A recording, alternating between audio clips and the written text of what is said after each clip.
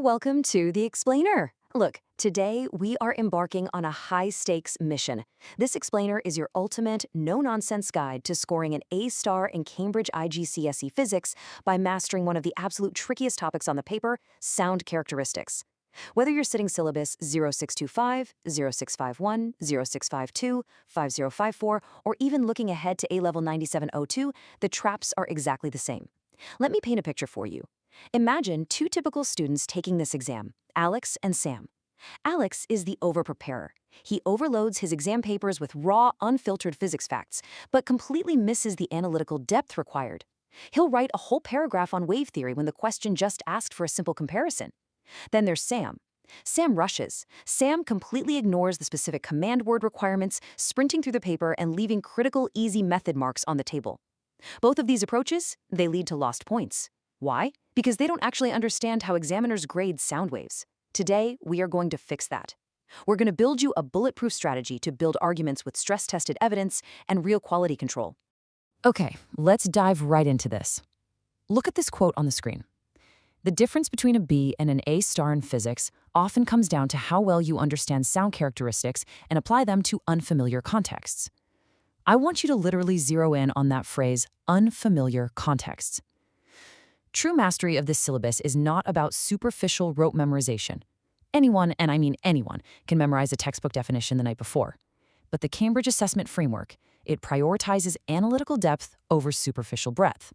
The examiners are actively testing if you can take the core principles of sound and apply them to a situation you have literally never seen before. It might be a submarine sonar system mapping the ocean floor, seismic waves from an earthquake passing through different rock layers, or even a medical ultrasound checking on a baby. If you're like Alex and you just list isolated facts, you are going to hit a massive glass ceiling. We are not here for a B. We are here for the A star.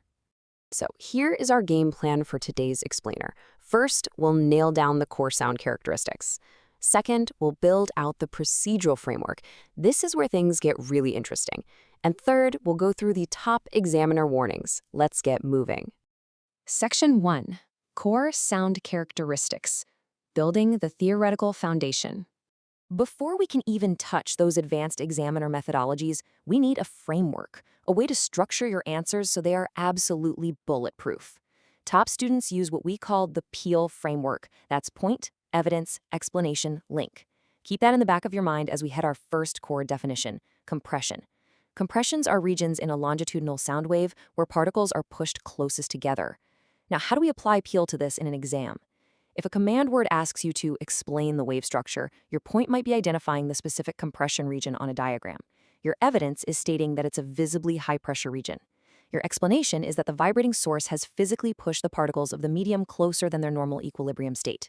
And your link ties it back to the energy transfer. Never ever just say the wave is squished. You need precise academic terminology. Particles are pushed closest together, resulting in maximum pressure. Now, before we continue, subscribe to our YouTube channel, Ace the Exams, at acetheexams_IGCSE to excel in your Cambridge examinations. Click that subscribe button and hit the bell icon right now. Right, moving on. Rarefaction is the exact opposite of compression. These are regions in a longitudinal sound wave where particles are spread furthest apart. Sound waves are longitudinal, which means the particles oscillate parallel to the direction of energy transfer. This creates an alternating physical nature, a continuous repeating cycle of compressions and rarefactions traveling through a medium. Sound relies entirely on these alternating zones of high and low pressure. Now let's talk about command words and our friend Sam for a second. A common mistake students make when rushing, just like Sam, is trying to describe transverse waves, like ocean waves, when the command word asks them to describe the propagation of sound. They draw sine waves and talk about crests and troughs. Do not make that mistake. Sound is longitudinal, period. Compressions and rarefactions. If you see a question asking to identify a region of low pressure, that's your rarefaction. Next up, we have a classic, the echo. Simply put, an echo is the reflection of sound waves off a surface. It sounds easy, right? But examiners absolutely love to test this because it allows them to force candidates into extracting data from unfamiliar contexts. This is where the transformation from a B to an A star really happens. If you get a question about a ship sending a sound pulse to the ocean floor, that is an echo question disguised as a marine biology problem. Let's do a quick mental check, a 30-second challenge. Which answer follows our PEAL structure better? Answer A, the sound hits the wall and comes back, so it takes twice the time. Or, answer B, an echo is a reflection of a sound wave. Because the wave travels to the wall and reflects back to the source, the total distance covered is twice the distance to the wall, which must be factored into the velocity calculation. It's clearly answer B, right? It makes a point, explains the reflection physics, and links it directly to the mathematical consequence. That is exactly how you secure those top marks. This brings us to a huge concept, the speed of sound in different media. As you can see, sound travels fastest in solids, intermediate in liquids, and slowest in gases. Why?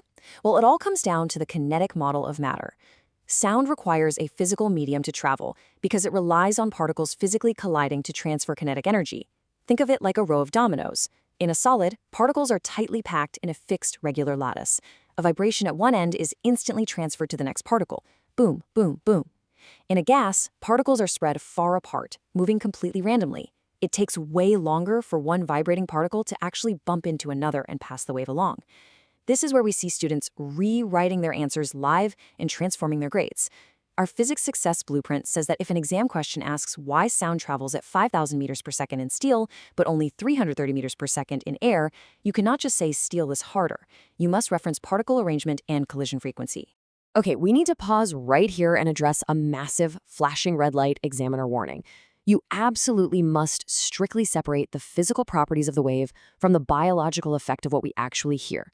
Listen to me carefully. Amplitude and frequency are the causes. Loudness and pitch are the effects. Amplitude is the physical maximum displacement of a particle from its rest position. The effect it produces in our human ears is loudness. A larger amplitude physically means a louder sound perceptually. Frequency is the literal number of waves passing a point per second. The perceptual effect it produces is pitch. A higher frequency means a higher pitch. Examiners report literally year after year that students swap these terms carelessly. Sam does this all the time. Do not write that a higher pitch means a higher amplitude. That is completely wrong and will instantly, brutally lose you marks. Cause and effect must be clearly delineated. Stop scrolling. Subscribe to our YouTube channel, Ace the Exams, at Ace the Exams IGCSE to excel in your Cambridge examinations. We've helped thousands of students improve by 2-3 grade boundaries. Join them right now by subscribing to @Ace the Exams IGC and turn on all notifications so you never miss our weekly exam strategy sessions. Section 2, the procedural framework. This is all about securing those glorious method marks. Listen, knowing the physics is honestly only half the battle. Presenting the information correctly is what actually unlocks the grade. Here is our 5-step deconstruct, solve, evaluate methodology to tackle complex problems logically. Let's do a little interactive workshop here. Challenge 1, data scan. Imagine a complex data table showing sound speeds at different temperatures. You have 60 seconds. Step 1, identify given information. Read the prompt, underline the numbers, and circle the units. Step 2, break into logical steps. Which formula applies? Are there hidden traps, like an echo where you need to double the distance? Step 3, solve systematically. Write down the equation, substitute the numbers, and calculate. Step 4, check for reasonableness. This is crucial. Does a calculated speed of sound in air of 3 million meters per second make sense? Absolutely not. That's the speed of light. Catch your own errors. Step 5, make justified recommendations or conclusions based on your findings. If you force yourself to mentally run through these 5 steps every single time you encounter a tough calculation, I guarantee your error rate will plummet. Now for challenge 2, find the flaw. You must adhere to strict presentation conventions because academic benchmarks prioritize structured reasoning. Let me give you a flawed sample paragraph. The wave went from the water to the air, and the spread out part got longer, and the answer is 4.5. Did you spot the flaws? Exactly. Spread out part instead of rarefaction. No units on the 4.5.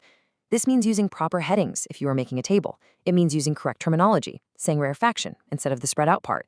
It means appropriate formats, like ensuring your final answer is to 2 significant figures if the original question's data is given in 2 significant figures. And finally, clear annotation.